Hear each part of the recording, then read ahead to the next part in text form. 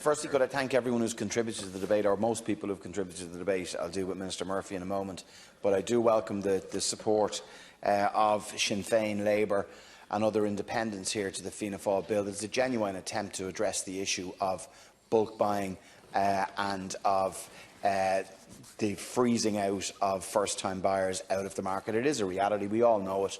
It's happening. Is the bill perfect? No, it's not. It doesn't affect Part 5 provision in any way, shape or form, by the way. It doesn't affect delivery of social houses. This is actually on top of delivering social and affordable houses through our own social, affordable purchase scheme on state-owned lands, which we have actually pushed for.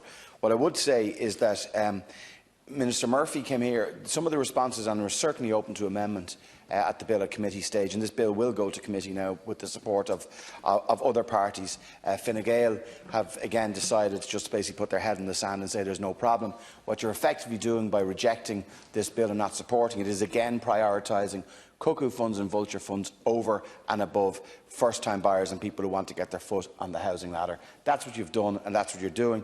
Again, it doesn't particularly surprise me.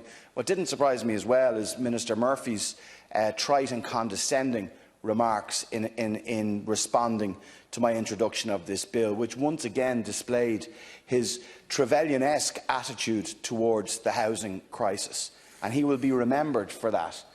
Not just on this bill but on others.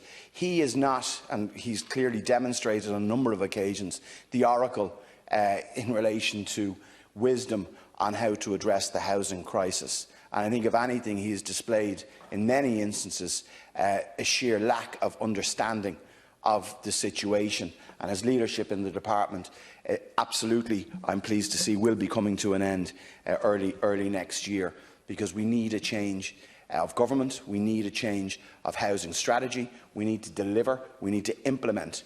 We don't need to keep going around cutting ribbons for 8 houses all around the country, as Deputy Smith has mentioned. I had the dubious pleasure of Minister Murphy actually coming into my own constituency a number of months ago and opening houses that were actually occupied over 2 years ago, which was a remarkable achievement. I was surprised he didn't put people out first to hand them back the keys they had already. So, leaving that aside, I do think Minister John Paul Phelan's response was somewhat more constructive. Did I say that the bill is perfect? Absolutely not. To address some of the concerns that some of the contributors have in relation to Part 5 provision, social housing, absolutely not. Makes no difference. Did I say that first-time buyers should only be allowed buy new properties? That was an absolutely ridiculous charge, whoever wrote that script for Minister Murphy and who passed it on to you, Minister Phelan. Like, there's no even question of that. Is this saying in one way, shape or form that a first-time buyer, if they had the resources to do so, could not go and buy a second-hand house? Nonsense. But anyway, leaving all that aside, I've taken extensive notes from feedback from colleagues here who wanted to contribute in a positive way towards this legislation. I welcome the support. I in particular welcome the contribution of Deputy Maureen O'Sullivan, that it was a very, very balanced and realistic approach. It is a massive issue,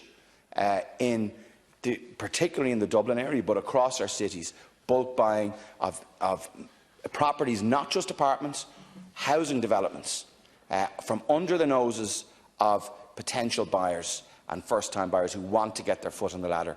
The state is doing it too, and the state should be building, not buying. And that's fundamental. That will be a fundamental difference of our approach.